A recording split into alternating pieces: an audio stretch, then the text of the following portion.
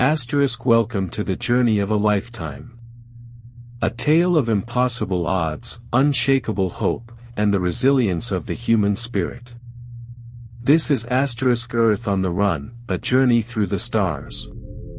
Narrated by Christopher Dane. The sky was a tapestry of fire.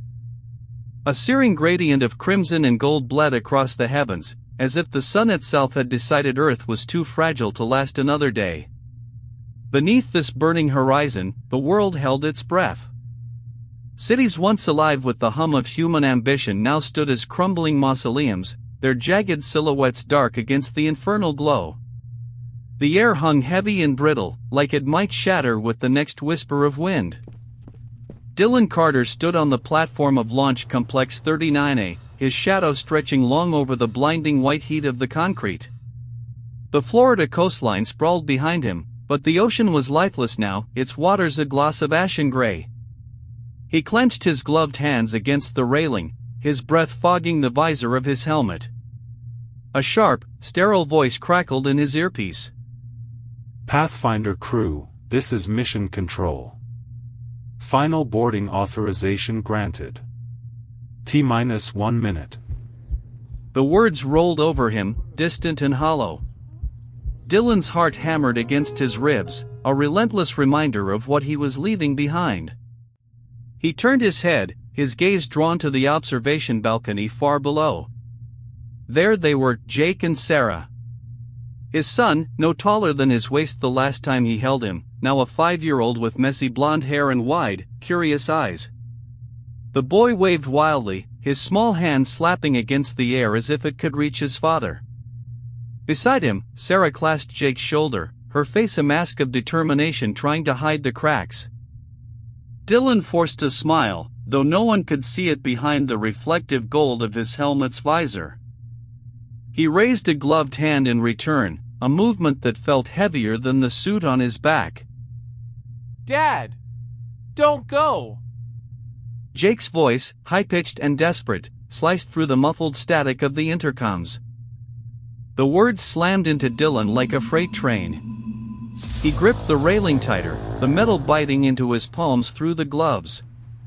Every instinct screamed at him to turn, to run back to his son, to tell Mission Control to go to hell.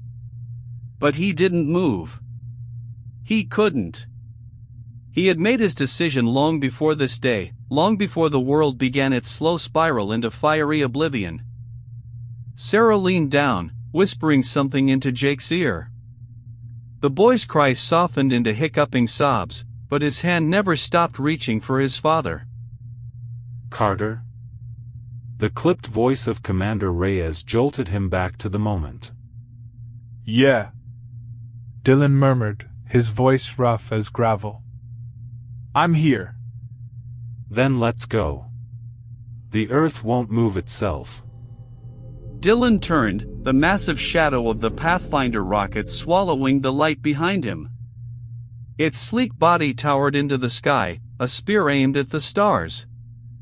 12 years of engineering, sacrifice, and desperation had built this station, a vessel that would guide humanity's most audacious gamble, turning the entire planet into a runaway ship. He stepped into the airlock, the hiss of decompression sealing him inside. With every step up the ladder, the weight of what he was leaving behind pressed harder against his chest. The faces of his family blurred in his mind, replaced by the cold reality of his mission. The hatch closed behind him, and the world outside vanished. Jake Carter didn't understand why the sun had turned red. He only knew it wasn't supposed to look like that. From the safety of the underground tunnel where he and his mother lived, the sky was just something he saw on old screens, blue and bright, dotted with fluffy white clouds.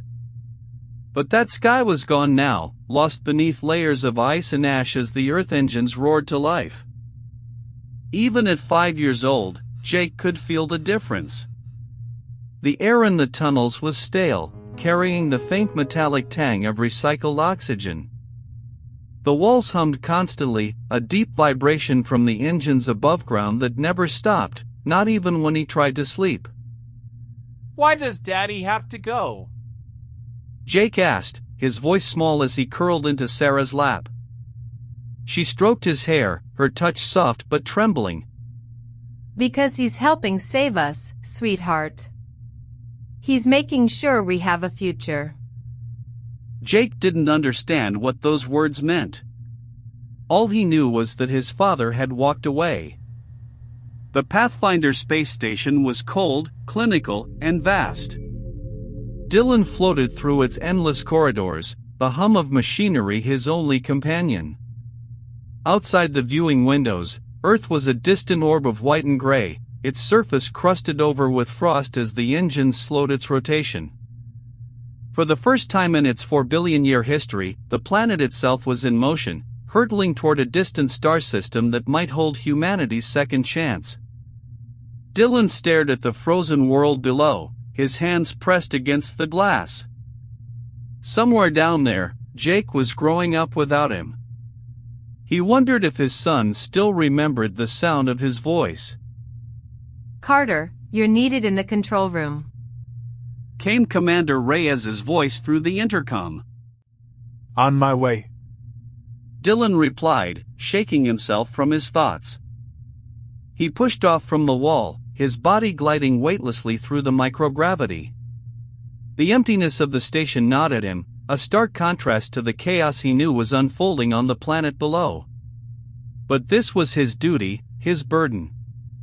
A father's sacrifice to ensure his son and all of humanity had a chance to live. As the engines ignited across Earth's surface, the planet trembled. Cities were abandoned, their streets swallowed by glaciers of ice. Humanity retreated into the depths, carving out survival in the cold, dark womb of the Earth. And above it all, the stars burned bright, indifferent to the struggles of the tiny blue jewel now hurtling through the void. The silence in the Pathfinder space station wasn't peaceful, it was oppressive, a vacuum that pressed against Dylan Carter's thoughts as much as the emptiness beyond the station walls. The faint whir of ventilation systems and the rhythmic hiss of oxygen pumps drummed a lifeless beat throughout the corridors, but it wasn't enough to drown out the weight of his loneliness. He floated through the narrow passageways in a slow, deliberate glide, his fingertips brushing the cold, metallic surface of the wall panels for guidance. The texture beneath his gloves was smooth, yet unyielding, a constant reminder of where he was and how far he'd drifted from everything that once mattered. Outside, Earth loomed like a wounded animal, its surface a patchwork of frozen scars. The once vibrant greens and blues of land and sea were hidden beneath a shroud of white, broken only by the faint orange glimmer of the Earth engines scattered across the planet's crust. They pulsed faintly, like the rhythmic heartbeat of a creature struggling to keep itself alive. Dylan lingered for a moment at a viewing port, his breath fogging the glass as he stared down at the fragile world below. Somewhere beneath that frozen shell, his son was growing older without him. He wondered, not for the first time, if Jake hated him. The thought had a way of burrowing into his chest, clawing at the edges of his resolve. 20 years. That's what he'd given. 2 decades aboard this lifeless station, watching over a planet that felt less and less like home with each passing day. Would Jake even recognize the man he'd become? Would he even care? The intercom crackled, pulling Dylan from the spiral of his thoughts. Commander Reyes's voice was sharp, a blade slicing through the haze of his mind. Carter, I need you in the observation deck. Now. He exhaled slowly, his breath shuddering as he pulled himself away from the window. On my way. He said, his tone clipped. The words felt mechanical, a reflex born of too many years of routine and protocol. He pushed off from the wall, his body drifting effortlessly in the microgravity as he navigated the winding corridors toward the station's command center. The observation deck was a stark, sterile room dominated by an expansive panoramic window. The Earth hung in the center of the frame, its massive form filling the space with an eerie, ghostly glow. Reyes stood at the central console, her dark hair pulled back into a severe bun that made her sharp features seem even more angular. Her eyes, however, softened slightly when they met Dylan's. If there was one thing he could rely on, it was her unwavering composure, even when the world, or rather, the planet, teetered on the brink of disaster. We've got a situation, she said, not wasting a second. Her hands moved deftly over the console, pulling up a cluster of holographic images that flickered to life in the air between them. The projection displayed a map of Earth's trajectory, but something was wrong. The smooth, calculated curve of its path had been disrupted, a jagged red line veered off course, spiraling dangerously close to Jupiter's gravity well. Dylan frowned, his stomach twisting as he studied the display. What happened? One of the engines in the northern hemisphere malfunctioned, Reyes replied, her voice tight with frustration. The chain reaction knocked out 2 others in the same cluster. We've lost about 12% of our thrust capacity, and if we don't correct it soon. Her voice trailed off, but the implications were clear. Jupiter filled the edge of the viewport, an enormous, swirling mass of oranges and browns that seemed to pulse with menace. The planet's gravity was a hungry thing, a predator lurking in the darkness, waiting for the perfect moment to strike. If Earth strayed too close, there would be no escape. Dylan tore his gaze away from the window, his mind already racing. We need to reroute power from the auxiliary engines, he said, the words tumbling out faster than he could organize them. if we can compensate for the loss. It's not that simple. Reyes interrupted. The auxiliary engines aren't designed to handle that kind of output for an extended period. We'd be putting the entire system at risk. And if we don't? Dylan shot back, his tone sharper than he intended.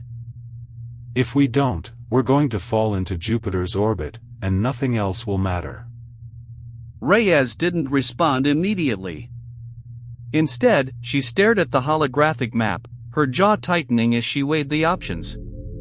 Dylan could see the war in her eyes, the conflict between duty and caution, between risk and reward. He knew the look well, it was the same one he saw in his own reflection every day. We'll need to coordinate with the ground teams. Reyes said finally, her voice low. If we're going to reroute the power, we'll need their support to stabilize the grid. Without it, the engines could overload.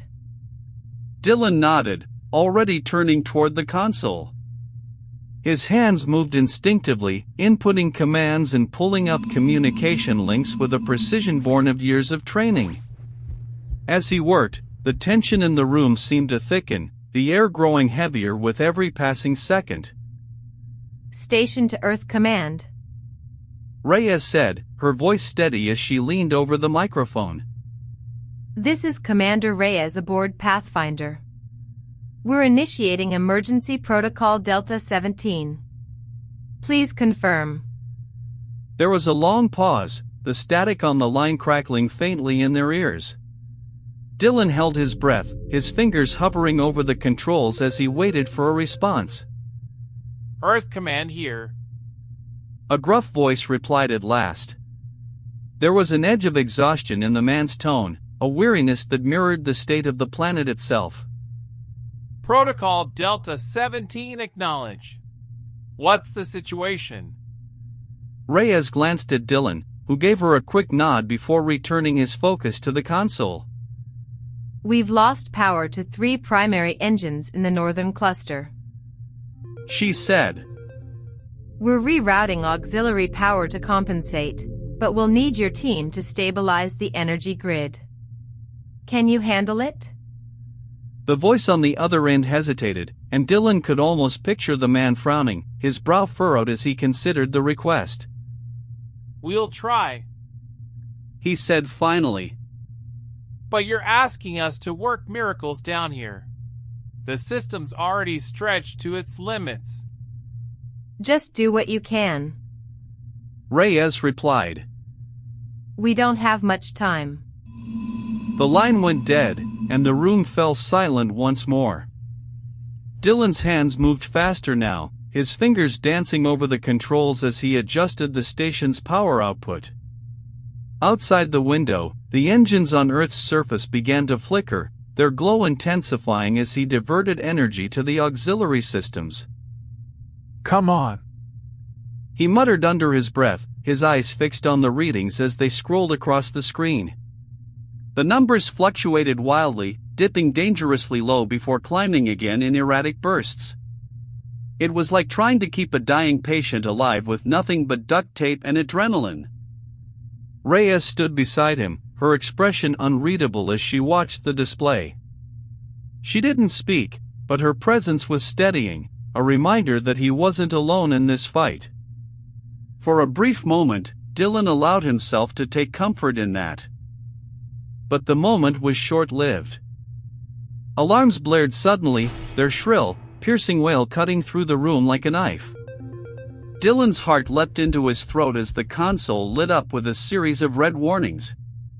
The numbers on the screen began to plummet, and a sickening sense of dread clawed at his insides. What's happening? Reyes demanded, her voice rising above the noise. Dylan's hands flew over the controls, his mind racing as he tried to make sense of the chaos. The grid's destabilizing, he said, his voice tight with urgency. We're losing power faster than we can redirect it. Can you stop it? I don't know. The words came out sharper than he intended, but there was no time to apologize. Sweat beaded on his forehead, his pulse pounding in his ears as he fought to regain control. The station shook around them, the vibrations growing stronger with every passing second. And then, just as suddenly as it had started, it stopped. The alarms fell silent, and the room was plunged into an eerie stillness. For a moment, neither Dylan nor Reyes moved, their eyes locked on the console as they waited for the other shoe to drop. It came in the form of a single, chilling word. Collision. The computer intoned, its voice cold and detached. Impact imminent. Dylan's blood ran cold as the realization hit him. Something was heading straight for the station. Something they hadn't seen coming. Dylan's hands flew across the console, his muscles taut and trembling as though the act of typing faster could somehow fix the impossible. The words, Impact imminent, hung in the air like ghostly echoes, cold and final, drilling through his chest. He tried to focus on the screen, but his peripheral vision caught the slight tremor in Rhea's hand as she gripped the edge of the console. Outside the panoramic viewport, the vast expanse of Jupiter loomed, its swirling storms now tinged with an eerie, amber glow that seemed to mock their predicament. Reyes, can you see it? Dylan's voice cracked, but whether from fear or urgency, he couldn't tell. His eyes darted to the radar display, a mess of overlapping signals and static that made no sense. Reyes was already moving, her boots thudding against the grated floor as she crossed to the tactical station. Her fingers danced on the touch-sensitive surface, pulling up layers of data with an efficiency that belied the chaos around them. I'm trying. She muttered, her words clipped, each syllable pressed out like it physically hurt to speak. The faint reflection of holographic readouts painted her face with flickers of blue and green, but her expression was ashen. There, Sector 9. It's moving fast. Dylan squinted at the radar display. A bright red blip surged toward them, cutting through the field of scattered debris like a predator zeroing in on its prey. His stomach churned. It wasn't just fast, it was enormous. What the hell is that? He asked, though he wasn't expecting an answer. His tone carried a jagged edge of disbelief, the kind that came when reality split open and something utterly incomprehensible spilled out. Reyes leaned closer to the display, her voice sinking into a near whisper. It's a fragment. One of the outer moons, Maybe. It must have been dislodged when. Jupiter's gravity. Dylan finished her thought, his chest tightening. Of course. The planet's immense gravitational pull, now amplified by Earth's erratic proximity, had likely torn one of its smaller satellites apart. And now, one of those fragments was hurtling straight for the Pathfinder. The realization hit him like a punch to the gut. In the distance, the faint outline of the fragment emerged from the void, glinting faintly against the backdrop of Jupiter's storms. It wasn't smooth or rounded like an asteroid, it was jagged and irregular, a monstrous shard of rock and ice spinning end over end. For just a moment, Dylan's mind wandered to Jake, to the face of the sun he hadn't seen in 20 years. A pang of guilt pierced him, sharp and sudden, but he shoved it aside. Survival demanded his full attention. How much time? He demanded, his voice slicing through the silence. Reyes glanced at the readout, her throat bobbing as she swallowed hard. 17 minutes. Maybe less. If it hits us at that velocity. It won't. Dylan interrupted, his tone fierce now. He couldn't allow that thought to take root. We're not going to let it. Options?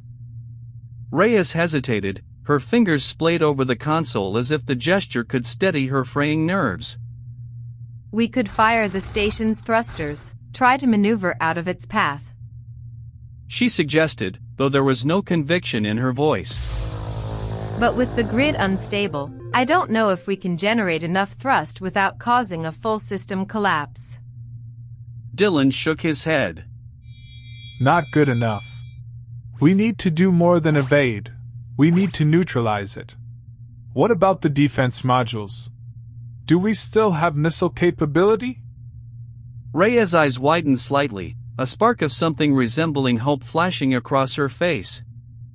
She turned back to the tactical display, her hands working furiously to bring up the station's armament status. We've got 2 functional missile batteries. She confirmed after a moment, though her tone remained cautious. But they weren't designed for something of this size. If we miscalculate, we won't. Dylan said firmly, though the thin veneer of confidence in his own words felt brittle. He straightened, his mind racing through the possibilities. We'll fire in tandem. Use the first missile to break it apart, then hit the largest fragment with the second. We just need it diverted far enough to miss us. And if we miss? Reyes shot him a glance, her voice low, her eyes demanding an answer he didn't want to give. For a moment, Dylan said nothing. The weight of her question pressed hard against his chest, threatening to crush him. But then he squared his shoulders, forcing himself to meet her gaze. We won't. He repeated, though this time it felt less like a statement and more like a prayer. Reyes nodded, though her jaw remained tight. She knew as well as he did that they were working against impossible odds. Still, there was no time to dwell on it. She pivoted back to her console, her voice steady now as she began issuing commands. Initializing missile targeting systems. Aligning trajectory, 45 degrees downrange. Dylan moved to the adjacent station, his hands trembling only slightly as he keyed in the override codes for manual launch. Outside the viewport, the Pathfinder's missile base slid open with a faint mechanical whir, 2 sleek, black projectiles emerging from their housings like vipers coiled to strike. The station's lights dimmed momentarily as the system redirected power, the hum of the engines dipping into a lower, almost mournful tone.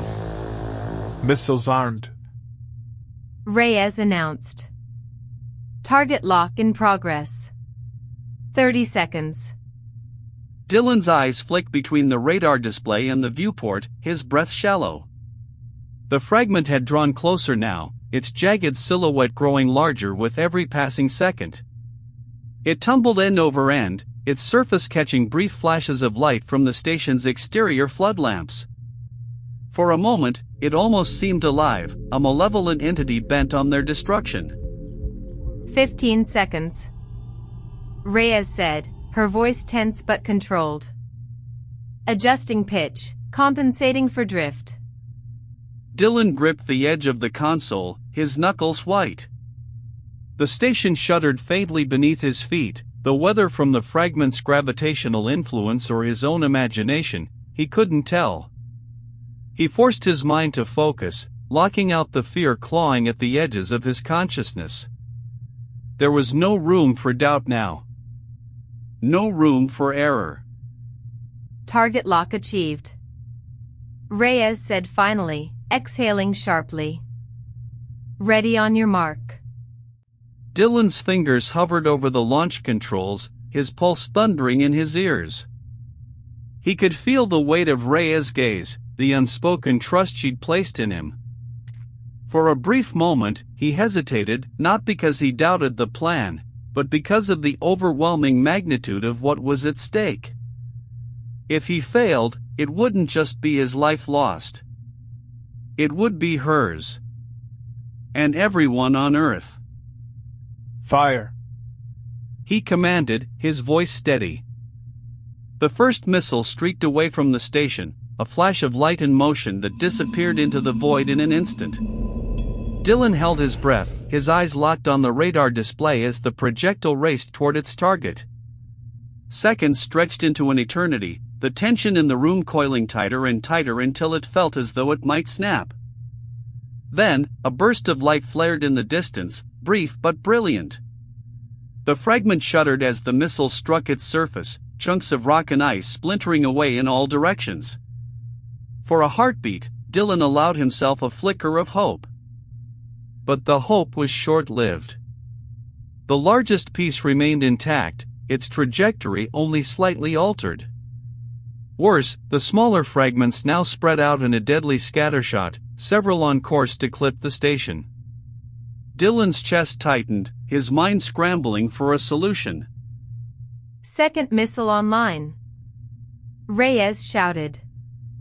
Recalculating trajectory, 5 seconds. Dylan didn't wait. His hand slammed down on the launch button, and the second missile fired, trailing a plume of white-hot exhaust. This time, his gaze didn't waver.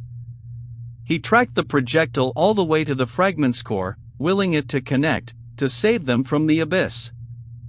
The detonation was blinding, a searing flash that turned the viewport into a burst of white.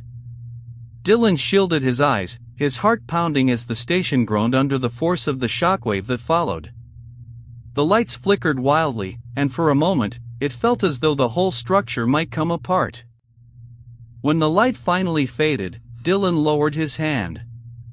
The debris field was still there, but it was smaller now, its largest pieces spinning harmlessly away from the station. He exhaled sharply, his legs trembling beneath him. We did it. Reyes whispered, her voice barely audible. The station's alarms were quiet now, their shrill wails replaced by the faint hum of stabilizing systems. But Dylan didn't feel relief. Not yet. His eyes remained fixed on the viewport, searching the darkness for any missed threats. He didn't trust the silence. Not after everything they'd already faced. Dylan's eyes remained locked on the expanding field of debris as it scattered into the void. Though the immediate threat had passed, tension lingered like a residual charge in the air, crackling just beneath the surface of his skin. He could feel his pulse pounding in his temples, his breaths coming shallow, as if his body hadn't yet registered the fact that they'd survived. The station groaned again, a low, metallic shudder that reverberated through the walls, a stark reminder of how close they had come to annihilation. Reyes slumped in her chair, her fingers falling away from the console as though the effort to keep them steady had drained the last reserves of her strength. A bead of sweat traced its way down her temple, carving a slow path through the layer of dust and grime that had settled on her skin. She exhaled deeply, the sound uneven, almost ragged, and turned to face Dylan. Her lips parted, as though she intended to say something, but no words came. Instead, she simply sat there, her wide eyes locked on him, searching for confirmation that it was truly over. It's clear, Dylan said finally, his voice quieter than he intended. He cleared his throat, trying to inject more authority into his tone. The debris is dispersing. We're safe, for now. Reyes nodded, a slow, mechanical motion that betrayed the weight of her exhaustion. For now. She repeated, almost as if testing the words to see if they held any real meaning. Her hands lingered on the edges of her console, gripping it like an anchor, as though letting go might send her careening into the same abyss they had just narrowly escaped. The hum of the Pathfinder's systems filled the silence that followed, the sound oddly soothing in its consistency.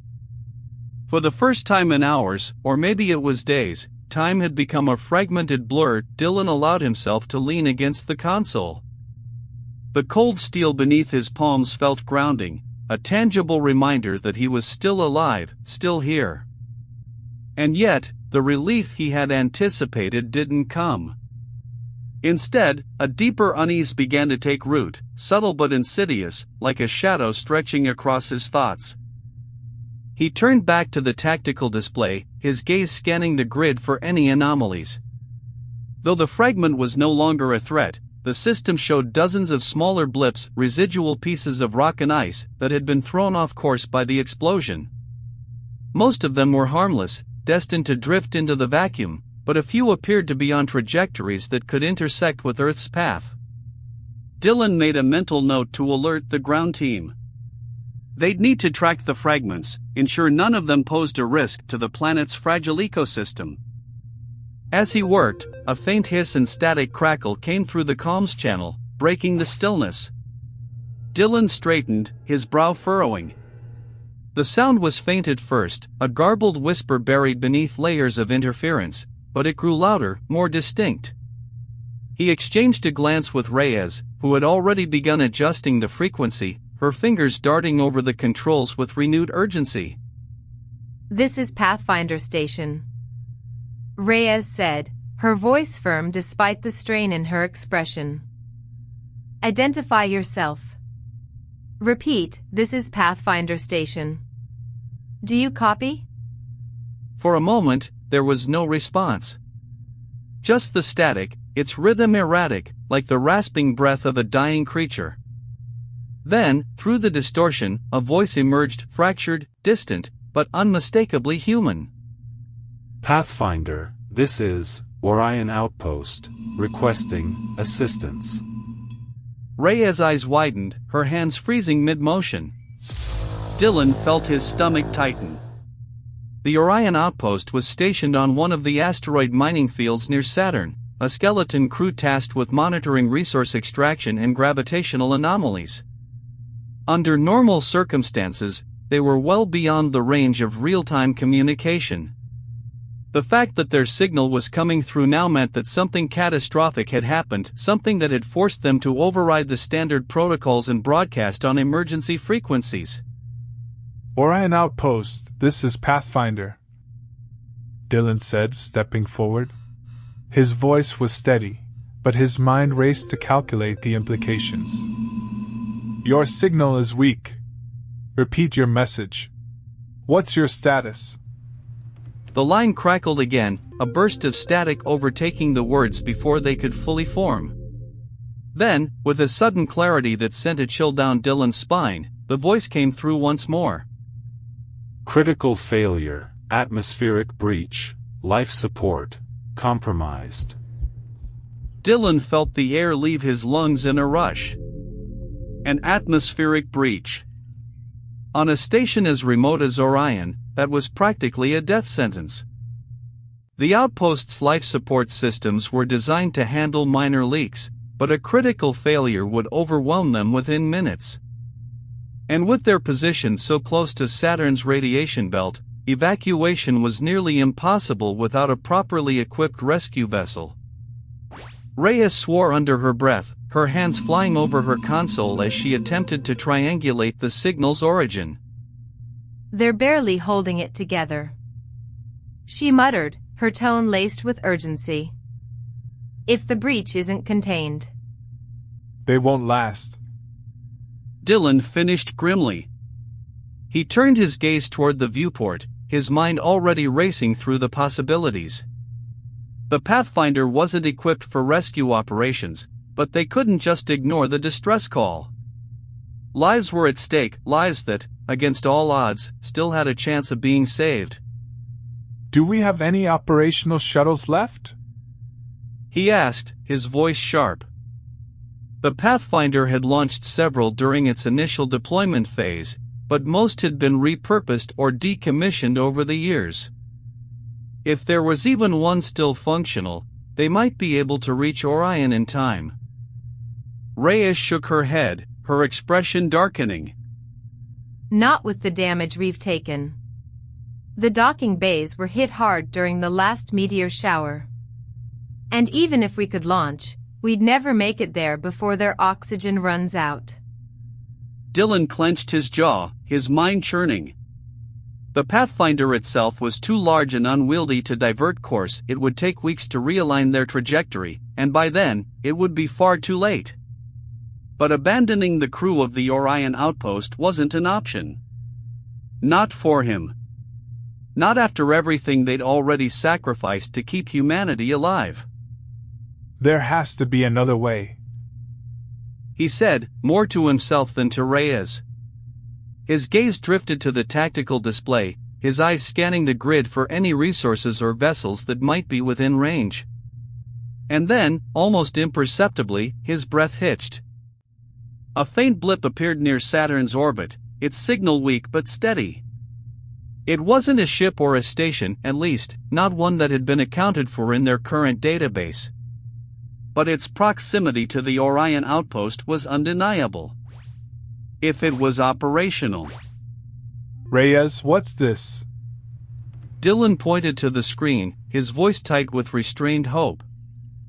She frowned, leaning closer. It looks like an old mining barge. One of the automated models they used before the orbital stations were built. Her brow furrowed as she accessed the archives, pulling up a schematic of the vessel.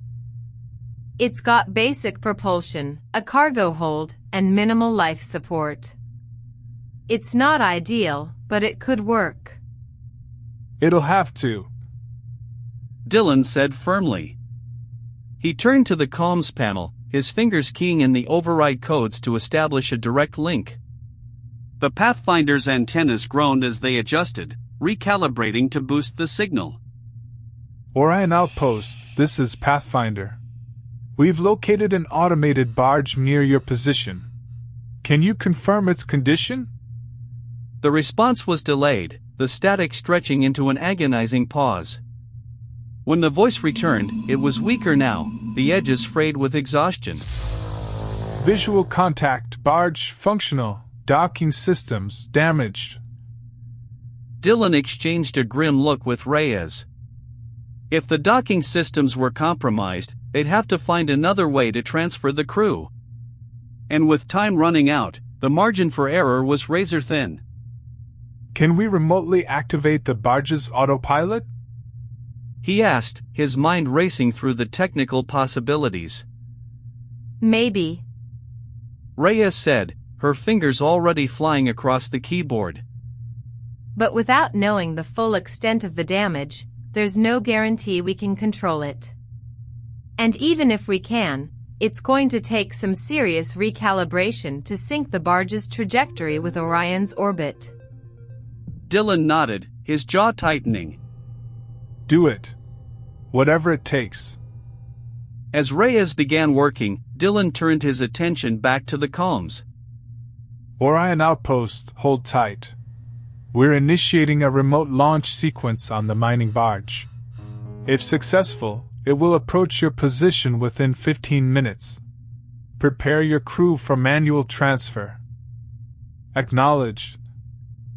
The voice was barely audible now, each word a struggle. Dylan closed his eyes for a moment, the weight of the situation pressing heavily on his shoulders. Every second counted, and yet each passing moment felt agonizingly slow. The Pathfinder's control room was a hive of activity as Reyes worked to establish the link. The hum of the systems grew louder, the air thick with the scent of ozone and heated metal. Dylan could feel the vibrations beneath his feet as the station's mainframe strained to interface with the barge's outdated systems. It was a delicate operation, one that required precision and focus. And there was no room for failure. Outside the viewport, the distant silhouette of Saturn loomed, its rings casting faint streaks of light against the darkness. The sight was both beautiful and haunting, a stark reminder of the fragility of their existence. Dylan clenched his fists at his sides, his gaze unwavering. Failure wasn't an option. Not now. Not ever. Reyes' fingers flew across the console like a pianist attacking the finale of a symphony, each keystroke a desperate attempt to breathe life into the old mining barge. The dim blue glow of her monitors reflected against the sharp angles of her face, sweat beading on her brow in defiance of the station's cooling systems. The control room felt stifling now, the air heavy with tension, a mix of ozone, burning circuits, and something more human, adrenaline sharpening every sense. It's responding, she muttered, though her voice carried no relief. Barely, but it's responding. The primary autopilot system is fried, but there's enough redundancy in the backup systems to push it forward. I'll have to manually adjust thrust and trajectory, and it's going to be ugly. Dylan stood behind her, his hands braced against the edge of the console as if grounding himself. The faint vibration of the Pathfinder's systems traveled up through his palms, a subtle reminder of how precariously they balanced on the edge of catastrophe. His eyes stayed locked on the monitors, watching as the barge's telemetry flickered into life, a fragile, sputtering heartbeat in the void. Ugly's fine, he said, his tone low but forceful. Just get it moving. The relic of a ship stirred in the distance, its thrusters flaring to life in uneven bursts. Outside, through the viewport, it resembled a wounded animal, spindly, skeletal, and hesitant as it crawled toward the Orion outpost. It wasn't much a leftover relic from an era when humans still clung to the optimistic hope that asteroid mining might somehow solve Earth's resource crises. Now it was a ghost, a relic forgotten and left adrift, summoned back into service by the desperation of survival. Reyes gritted her teeth as the barge stuttered, the telemetry screen blinking angrily with warnings she didn't have time to read. Her hands moved instinctively, overriding failsafes, rebalancing power distribution, fine-tuning the thrusters with microsecond precision. Each adjustment was a gamble, an act of faith in her decades of training, though every decision carried the weight of life and death. Come on, you piece of junk, she growled. Hold together. Dylan glanced up at the viewport, his chest tightening as he watched the barge inch forward. The distance between the two vessels felt insurmountable, even though the numbers on the screen told him otherwise. 15 minutes. That's what Reyes had said. That was all the crew of the Orion outpost had left before their oxygen reserves hit critical. Time seemed to stretch and contract all at once, a cruel trick of the mind that left him pacing in slow, uneven steps. Orion Outpost, this is Pathfinder, Dylan said into the headset, his voice steady despite the storm inside him. We've initiated the barge's remote systems. It's en route, but I need confirmation on your crew's status. How many of you are still alive? The static returned, a grating hiss that gnawed at his patience. Then, faintly, a voice emerged, broken and brittle. Three left, Captain Thorne dead, hull breach spreading. Dylan closed his eyes, the words hitting him like a blow to the chest. 3. Out of a crew of 10, only 3 remained. He didn't know their names, their faces, or their stories, but he felt their weight nonetheless, pressing against his ribs like stones. He imagined them huddled in the failing outpost, their breaths shallow, their lungs burning as oxygen dwindled. He imagined the silence that would come next, the terrible stillness of the void reclaiming them. Hang on, He said softly, his voice barely above a whisper. Just hang on. Rhea slammed her palm against the console, cursing under her breath. Dylan turned sharply, his pulse spiking. what? He demanded. Thrust controls degrading. She snapped, her frustration spilling over. That barge is held together with duct tape and prayers. If I push it any harder, the whole thing's going to rip itself apart. Dylan's jaw clenched, his mind racing for alternatives, though he already knew there were none. If the barge failed, the crew of the Orion outpost would die.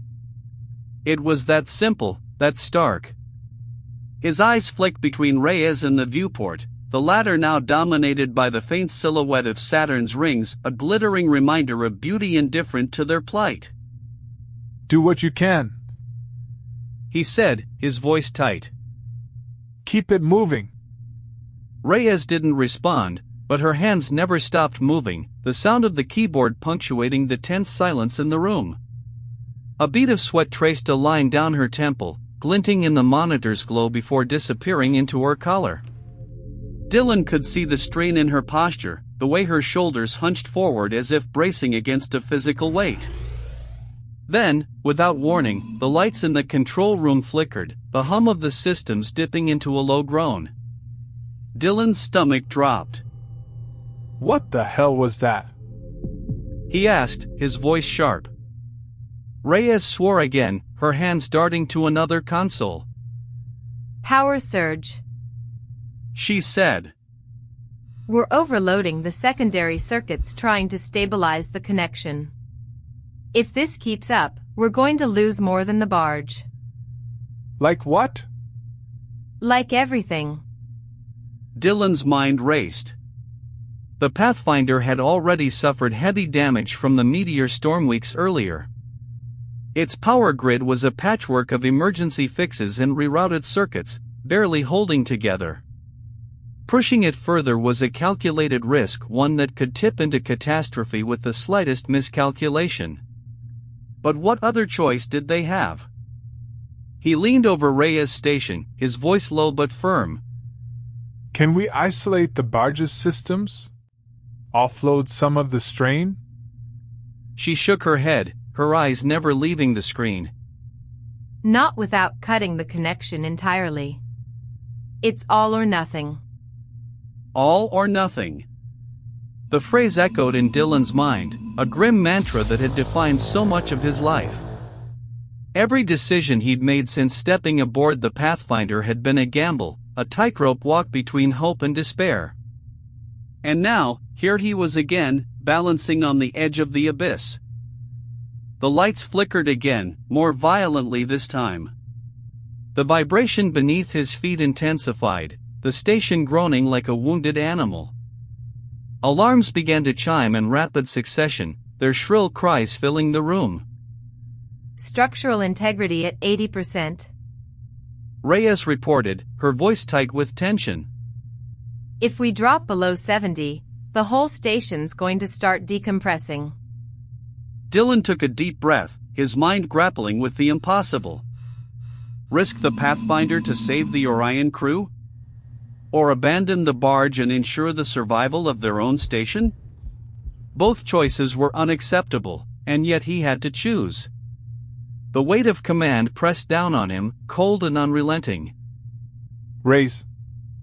He said finally, his voice steady despite the storm inside him. Keep going. Push the barge as far as it'll go. Her hands hesitated for the briefest of moments, her eyes flicking toward him. He could see the question in her gaze, the unspoken doubt.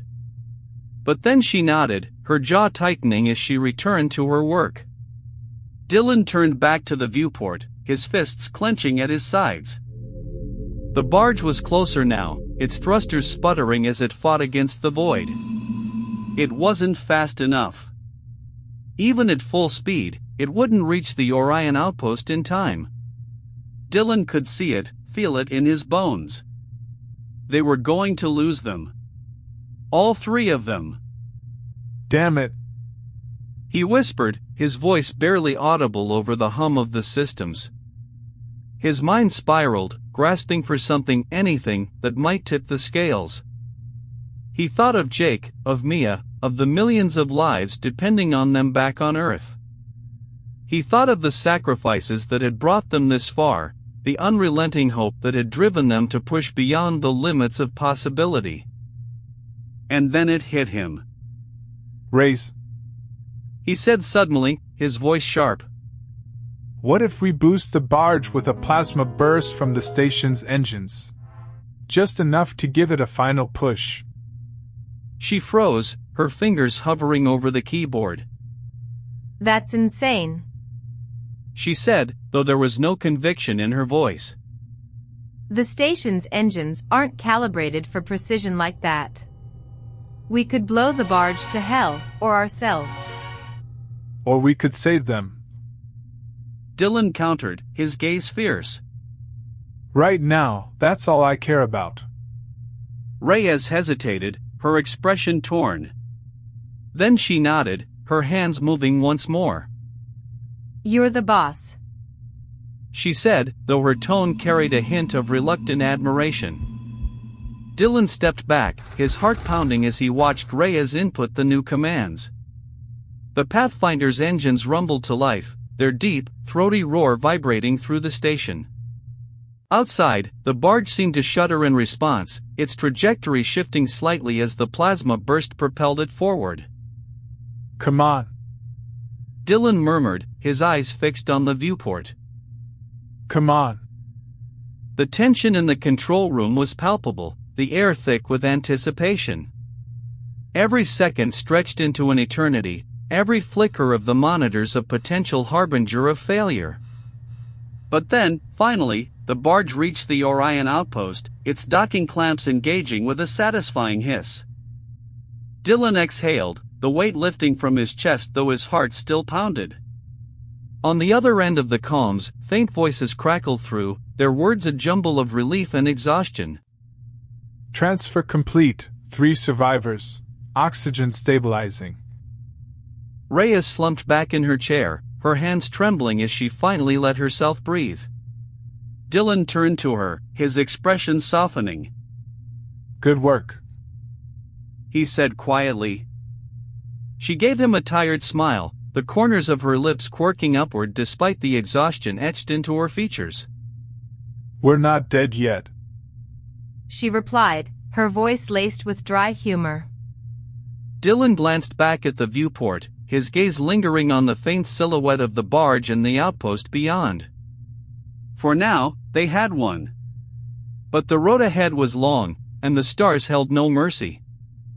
Dylan stood in the muffled quiet of the control room, the hum of the engines now a low and steady rhythm beneath his feet. The faint voices crackling over the comms gave way to an eerie silence, punctuated only by the occasional static hiss. His breath slowed, the adrenaline ebbing from his veins like a receding tide. For a moment, he allowed himself to lean against the nearest console, his fingers brushing the cold metal surface. The room smelled of burnt circuitry and the faint tang of ozone, a reminder of how close they'd come to a catastrophic failure. Reyes had pushed herself away from her workstation, swiveling slowly in her chair as though her body had finally succumbed to the weight of exhaustion. Her head tilted back, eyes closed, the pulse in her neck visible beneath her skin. Sweat clung to her brow, catching the dim glow of the emergency lighting that still flickered sporadically. Dylan could hear her breathing, shallow but steady, an audible testament to the toll their gamble had taken. Beyond the viewport, Saturn's rings gleamed faintly in the surrounding darkness. Their ethereal brightness seemed almost mocking in the aftermath of the harrowing ordeal, a reminder that the universe continued its indifferent dance. Dylan's gaze lingered there, tracing the icy arcs with a sense of quiet reverence. It was beautiful, terrifyingly so. The kind of beauty that made men feel small, insignificant. but he couldn't dwell on it. Not now. There was too much at stake. His voice cut through the haze, low and steady but tinged with a weariness he couldn't quite mask. "Status report on the station," he said, forcing himself upright. The words felt heavy in his throat, like stones dragged from a deep well. Reyes didn't open her eyes but groaned softly, her tone laced with reluctant irritation. "Systems are holding, for now. Secondary circuits are fried, though. We're running on borrowed time." Dylan moved toward her, his boots scraping faintly against the grated floor. The air felt colder now, the temperature drop a side effect of their patchwork grid struggling to maintain life support. "Define borrowed time," he pressed, his tone brooking no room for ambiguity. Finally, Reyes straightened, her movements sluggish and deliberate. She reached for a nearby tablet, fingers tapping at the cracked screen as data scrolled across its surface. "Structural integrity's dipping. 74% and falling. If we don't stabilize the grid, we're looking at total decompression in..." She paused, squinting at the numbers. 48 hours. Maybe less. Dylan rubbed a hand over his jaw, the rasp of stubble loud in the quiet room. 48 hours wasn't long enough. Not for repairs. Not for contingencies. Not for mistakes. He felt the ache in his chest deepen, like a vice tightening with every breath. His thoughts drifted to Earth, to the fragile planet hurtling through the void, relying on them for guidance, for survival. If the Pathfinder failed, it wasn't just the Orion crew they'd lose. It was everything. "We need a plan," he said finally, his voice steady despite the turmoil within him. He turned back to the viewport, his eyes narrowing as he stared into the emptiness. "Something that buys us more time." Reyes scoffed, the sound dry and bitter, like wind scraping over bone. "Unless you've got a miracle tucked away somewhere, I don't see how." Her words stung, but Dylan couldn't blame her. The situation was bleaker than he cared to admit. He crossed his arms, his fingers digging into the sleeves of his flight suit as he tried to think. The hum of the engines seemed louder now, a monotonous drone that grated against his nerves. "Race," he said after a moment, his tone softer but no less urgent. He turned to face her, his expression grim. "We've made it this far. We're not giving up now." She opened her eyes, her gaze locking onto his with a sharpness that belied her exhaustion. For a moment, they simply stared at each other, the weight of unspoken fears pressing down around them. Then she nodded, her lips pressing into a thin line. "Fine," she said, her voice clipped. "but don't expect miracles." Dylan didn't respond, instead shifting his focus back to the surrounding consoles. The screens displayed a chaotic mess of diagnostics and warnings, their flickering lights casting eerie shadows across the room. He scanned the data, his mind working furiously to piece together options, fragments of solutions that felt as fragile as glass. "Redirect power from non-essential systems," he said finally, his tone resolute. "Cut everything but life support and propulsion. We'll need to rely on manual overrides, but it'll buy us time." Reyes stared at him for a long moment, her expression unreadable. Then she sighed, shaking her head as she moved back to her station. "You're insane," she muttered, though there was no real venom in her words. Her fingers resumed their frenetic dance across the keyboard, the sound once again filling the room. Dylan watched her work, his own hands clenching and unclenching at his sides. The tension in the air was suffocating, a palpable force that seemed to press against his chest. He tried to ignore it, focusing instead on the faint hum of the engines, the heartbeat of their fragile sanctuary. Minutes stretched into eternity, the silence broken only by the occasional chirp of the consoles or Reyes' muttered curses. Dylan paced the room, his boots echoing against the metal floor. His thoughts felt like a storm, chaotic and unrelenting, every path leading to its own form of disaster. When Reyes finally spoke again, her voice was quieter, more cautious. I rerouted the power. She said, her eyes fixed on the screen. It's holding. For now. Dylan stopped mid-step, his gaze snapping to her. What's our new timeline? She hesitated, her fingers hovering above the keyboard. 50 hours. Maybe 55 if we're lucky. It wasn't much, but it was something. Dylan exhaled, the tension in his shoulders easing slightly. Good work. He said softly, his gratitude genuine despite the lingering weight in his chest. Reyes didn't reply, her focus remaining on the screen. Dylan could see the faint tremor in her hands, the strain etched into every line of her face. He wanted to say something more, something that might ease the burden she carried. But the words wouldn't come. Instead, he turned back to the viewport, his gaze drawn once again to the distant rings of Saturn. The silence stretched between them, heavy and somber, as if the universe itself had paused to breathe. Dylan felt the ache in his chest deepen, a hollow pain that echoed with every thought of Earth, of Jake, of the millions depending on them. He closed his eyes, the darkness behind his lids offering no escape. We're not dead yet. Reyes said suddenly, her voice cutting through the quiet like a blade. There was a wryness to her tone, a faint glimmer of defiance that stirred something within Dylan. He opened his eyes, turning to her with a faint smile. No. He agreed, his voice steady despite the storm inside him. We're not. And for now, that was enough. The dim glow of the consoles pulsed faintly, their light casting ghostly shadows that flickered across the cold steel walls. The colors shifted amber to crimson to pale green, each hue a silent storyteller of the station's fragile state.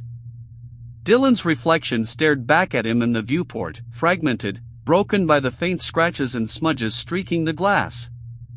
His own face was a stranger's, a man weathered by years of solitude and burden, with weary eyes that once held the light of hope but now burned with something closer to desperation.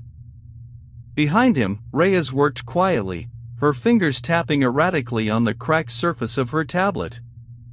The sound was irregular and staccato, as if the device's worn circuitry mirrored the fraying nerves of its operator. Dylan could only imagine the calculations racing through her mind, the relentless effort to wrestle time out of thin air. He caught glimpses of her reflection in the viewport, her brow drawn tight, lips moving faintly as she murmured to herself. She was exhausted, but then, so were they all. Exhaustion had become their constant companion, a shadow that clung to them even in their fleeting moments of stillness. The low hum of the engines vibrated beneath Dylan's boots, a persistent reminder of the thin line between survival and oblivion. Somewhere beyond the reinforced panels of the station, Saturn's rings drifted in eternal silence, their icy fragments glinting faintly in the dim light of the distant sun. The beauty of it was almost cruel, an unfeeling spectacle to contrast the chaos unfolding aboard the Pathfinder. He felt the pull of it, that strange magnetism of the infinite, but he forced himself to look away. The void offered no answers, no direction. The answers, if they existed at all, would have to come from within. Reyes exhaled sharply, the sound loud enough to draw Dylan's attention. If we're going to stabilize this mess, we need contingencies. She said, her voice clipped but steady. She didn't look at him, her gaze still glued to the screen. The reroute bought us a handful of hours, not a solution. Her words hung in the air, heavy and sharp, but Dylan nodded. She was right, of course. Survival demanded more than just delaying the inevitable, it required ingenuity, precision, and sacrifice. He crossed the room to her station, his steps deliberate, the soles of his boots scuffing against the grated floor. As he approached, he caught sight of the trembling in her hands again, the faint, uncontrollable quiver of a body pushed too far. He wanted to reach out, to steady her hands or offer some semblance of reassurance, but the chasm between them felt insurmountable. Instead, he leaned over her shoulder, his eyes scanning the fragile threads of data she had woven together. "What do we have left in reserve?" he asked, his voice quieter now, as though speaking too loudly might tip the balance and send everything spiraling into collapse. Reyes hesitated. Her fingers hovered above the tablet, the display reflecting in her tired eyes. "Not much," she admitted finally, her shoulders sagging under the weight of the admission. "Fuel cells are depleted past safe thresholds. The auxiliary grid is fried. Life support's on borrowed time." She paused, her jaw tightening as if the next words physically hurt to say. "If we divert any more power, we risk blowing the main reactor." The silence that followed felt suffocating. Dylan's jaw tightened, his hands gripping the edges of the console until the cold metal bit into his palms. Every option seemed to lead to disaster, every path littered with consequences he couldn't bear to face. His mind churned, each thought a jagged shard of glass cutting through his focus.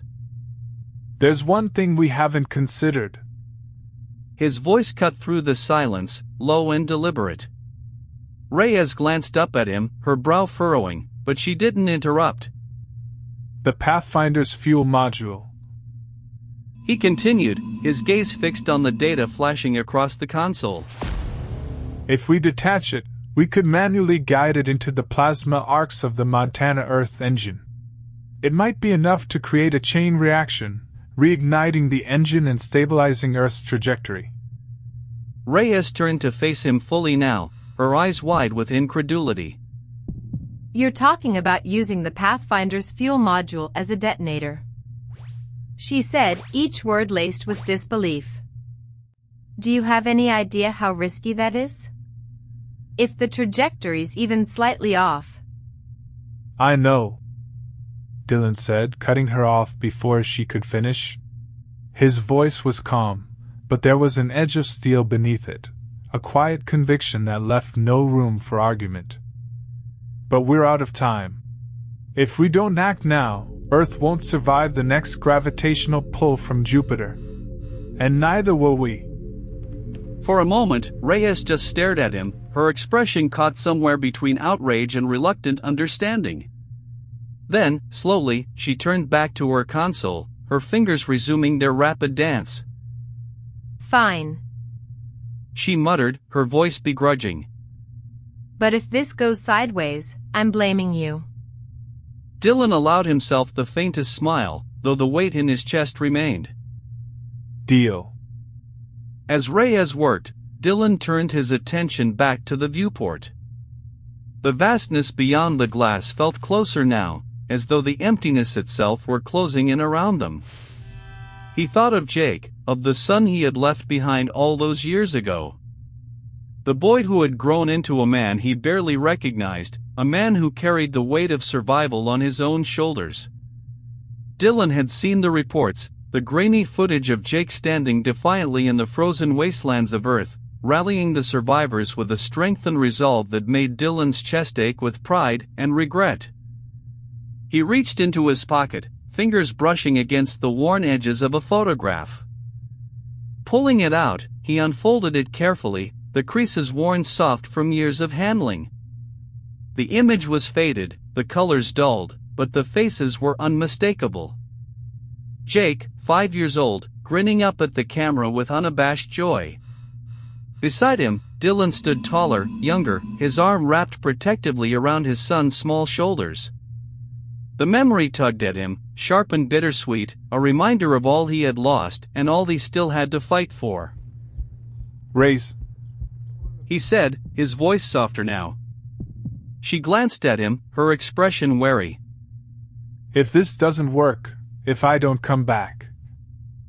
Don't. She interrupted, her tone harsh. Don't you dare finish that sentence. Dylan hesitated, surprised by the sudden vehemence in her voice.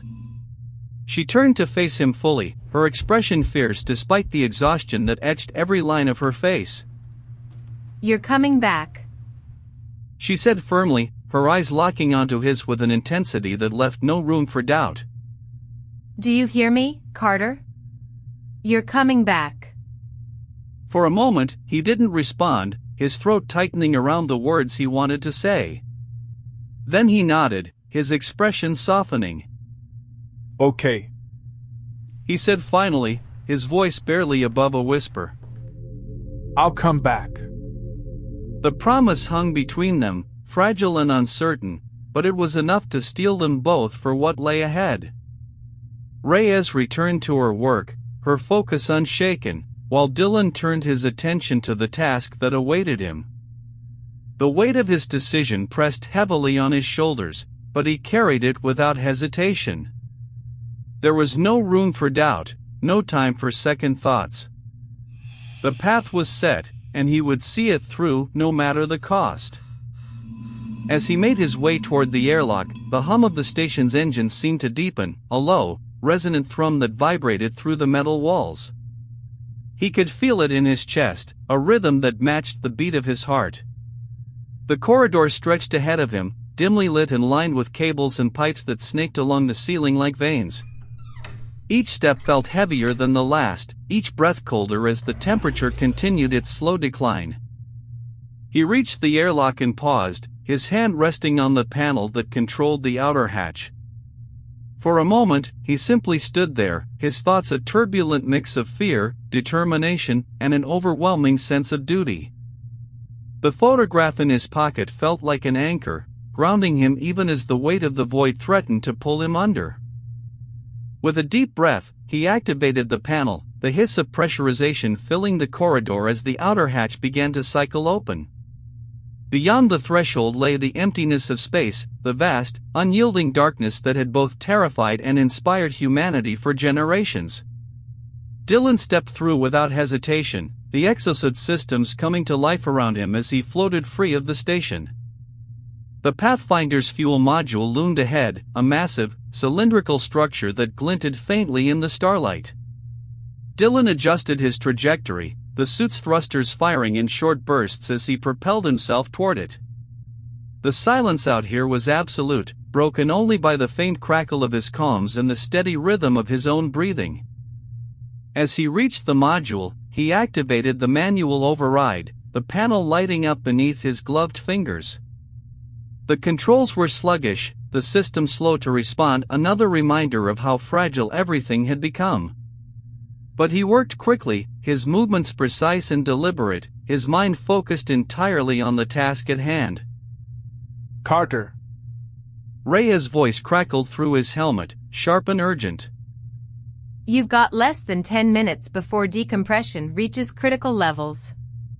You need to move. Copy that. Dylan replied, his tone calm despite the racing of his heart. He finished inputting the coordinates, the final sequence locking into place as the module's systems powered up. The hum of the engines reverberated through the structure, a deep, resonant vibration that he felt in every fiber of his being. He activated the thrusters, the module detaching from the station and beginning its slow, deliberate course toward the Montana Earth engine. Dylan followed, his exosuit propelling him alongside the massive structure as it drifted through the void.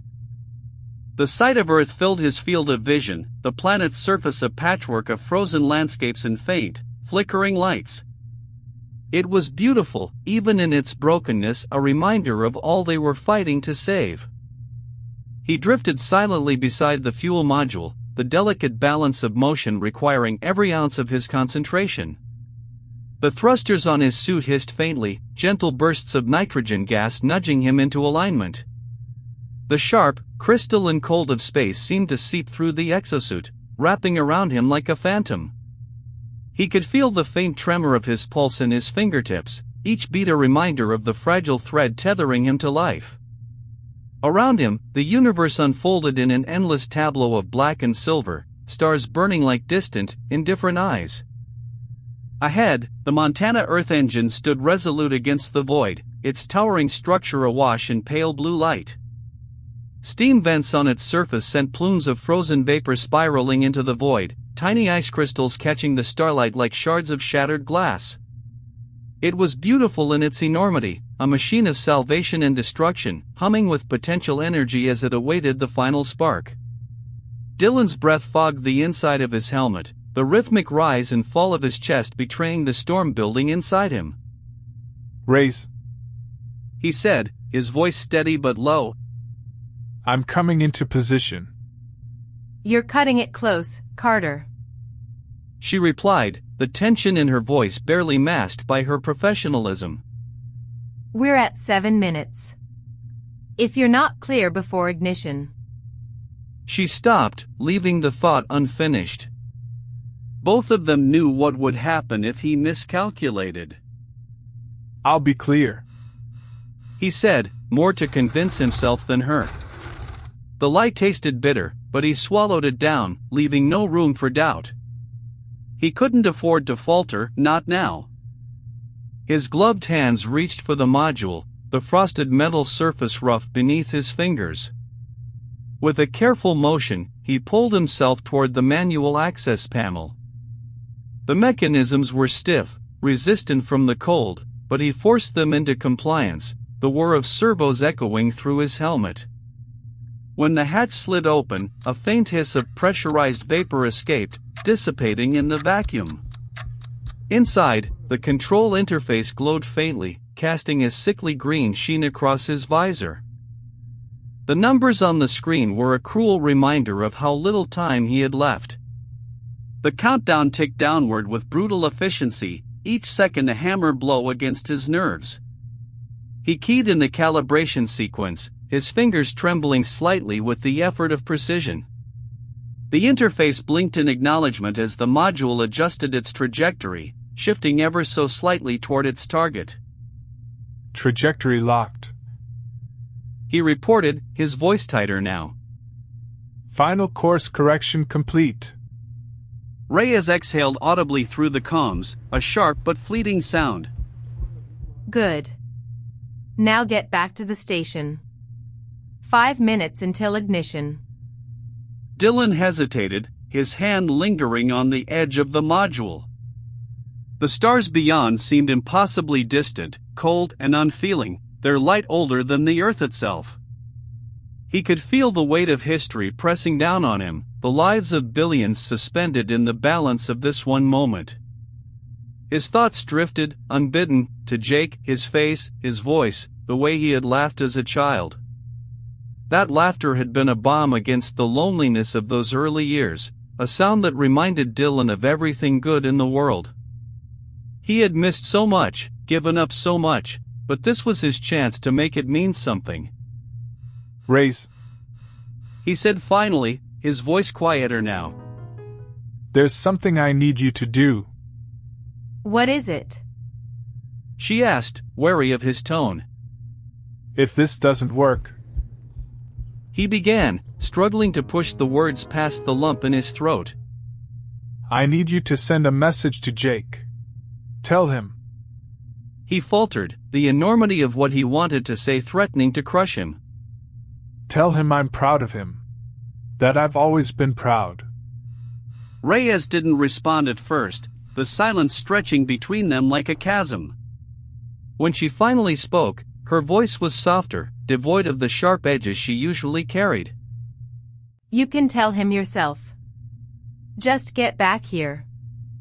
He nodded, even though she couldn't see him. There was no point arguing. Time was slipping away, and every second lost was another nail in the coffin. He pushed himself away from the module, the suit's thrusters engaging with a faint hiss. The path back to the station stretched before him, a narrow corridor of space framed by the distant glow of Earth and the Montana engine's throbbing light. He moved quickly, his breaths shallow and measured, each motion deliberate. The comms crackled to life again, Rhea's voice cutting through the static. Dylan, your suit's telemetry is showing increased radiation levels. You need to boost your shielding. I see it. He replied, adjusting the parameters on his HUD. The radiation alarms had been flashing intermittently since he'd left the station, a constant reminder of the hostile environment surrounding them. He toggled the shielding to maximum, but it wouldn't buy him much time. The exposure was already taking a toll, his muscles beginning to ache with a dull, insistent throb.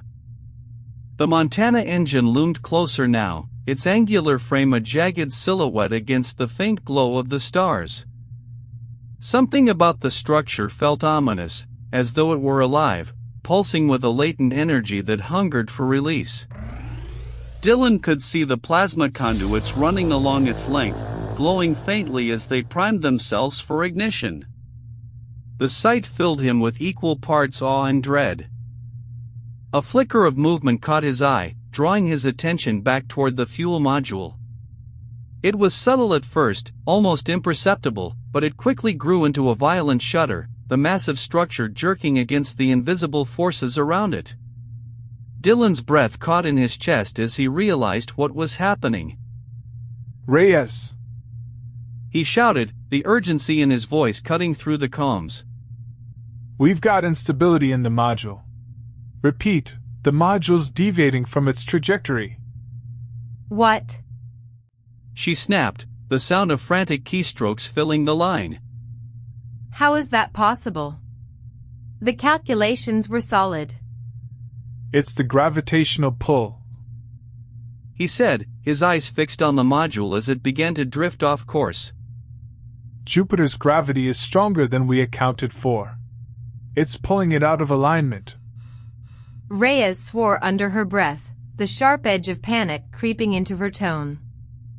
You need to correct it manually. If that module doesn't hit the plasma stream at the right angle. I know, Dylan said, cutting her off. His thrusters roared to life as he altered his course, angling himself back toward the module.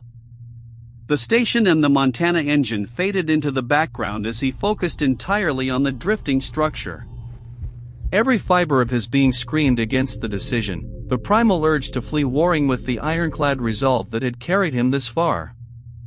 The module was spinning now, its bulk tumbling slowly but inexorably out of control. Dylan pushed his suit to its limits, the thrusters straining against the inertia as he closed the distance. The radiation alarms were blaring incessantly, red warnings flashing across his HUD, but he ignored them. None of it mattered. Not the cold, not the pain, not even the fear gnawing at the edges of his mind. All that mattered was the mission.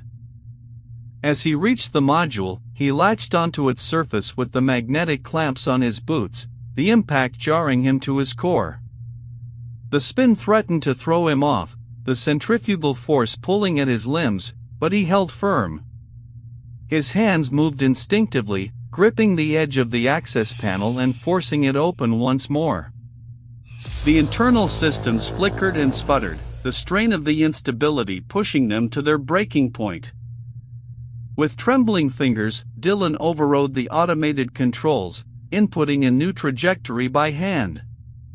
The process was agonizingly slow, every second an eternity as the countdown continued to tick away. His vision blurred, the combination of radiation and exhaustion taking its toll, but he pressed on. The module groaned beneath him, the metal creaking ominously as the forces around it continued to build. Carter. Rhea's voice crackled through the comms, strained and desperate. You're at 2 minutes. Get out of there. I'm almost done, he replied, his voice hoarse. The final sequence locked into place, the module's thrusters firing in response as it corrected its course. The motion was smoother now, more deliberate, but the strain on the structure was evident. Dylan didn't wait to see if it would hold. He disengaged his clamps and pushed off with all the strength he could muster, the thrusters on his suit flaring to life as he propelled himself away. The Montana engine loomed ahead, its plasma conduits glowing brighter as the